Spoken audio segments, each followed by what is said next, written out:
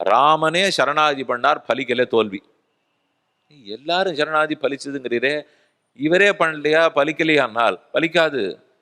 நாம சரணாதி பண்ணத்தான் பலிக்கும், அவர் சரணாகதி ஏற்றாத்தான் பலிக்கும்.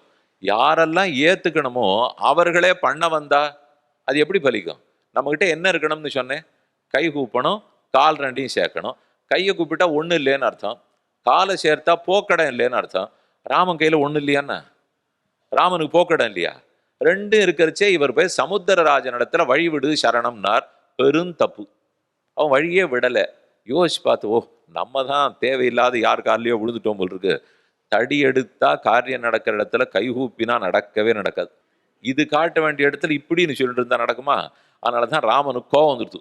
நான் அடியே நமகா நமகான்னு சொல்றேன், சமுத்திரராஜன் திரும்பியே பார்க்க மாட்டேங்கிறான். சாபமானய சௌமித்ரே பத்யாமியாந்து பிளவங்கமாக சாகரம் சோஷயிஷ்யாமி. இந்த சமுத்திரத்தை இப்பவே வத்தடிச்சுடுறேன், என் வில்ல கொண்டா அம்ப கொண்டான்னார். லக்ஷ்மணன் வில்ல கொண்டு கொடுத்தார், அம்ப கொண்டு கொடுத்தார், பூட்டிட்டார். அம்ப பூட்டி சமுத்திரராஜன் பேர்ல எய்திருந்தா வற்றிய பெருகும். அப்ப அதை பார்த்து பயந்து போன சமுத்திரராஜன் கையை கூப்பி கொண்டு, ராமா தப்பு பண்ணிட்டேன், என் நீதான் ரட்சிக்கணும்னால். இது நான் 3 நாள் உங்கள்கிட்ட சரணம்னு படுத்துட்டேனே, அப்பவே வந்திருக்கலாம் இல்லையானால்? அது புரியுறவாளுக்கு தான் அது புரியும், இது புரியவனுக்கு தான் இது புரியும்.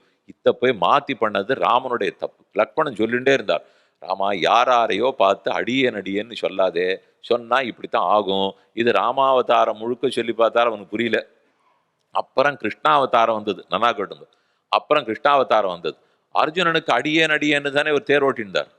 இவர்கள் என்ன சொன்னாலும் சிரமேற்கொண்டு அவன் என்ன சொன்னாலும் தேர் ஓட்டுவார், தூது நடப்பார், எல்லாம் தொண்டனுக்கு செய்ய வேண்டிய காரியம் எல்லாம் பண்ணிட்டு இருந்தார். கடைசி ஸ்லோகம் சொன்னார், சர்வதர்மான் பரித்தியஜ்ய மாமேகம் சரணம் பிரஜ. நெஞ்ச நிமித்தின்னு தானே சொல்லியிருக்கணும். நீ என் காலை பற்று, நீ என்கிட்ட சரணாதி பண்ணு, என் காலில் விழு.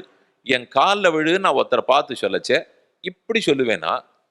என் காலில் விழுறியா இப்படின்னு கேட்பேன். யார் விழுவா என் காலில்? என் காலில் விழு நான் இப்படி சொன்னதானே கேட்பா. அதை கண்ணன் பண்ணல. அது உனக்கு கையாளாய், உனக்கு வேலைக்காரனாய், நீ தூது போக சொன்னா தூது போயிண்டு, தேரோட்ட சொன்னா தேரோட்டிண்டு, எவ்வளவு எளியவனா உனக்கு இருக்கேன் பார்.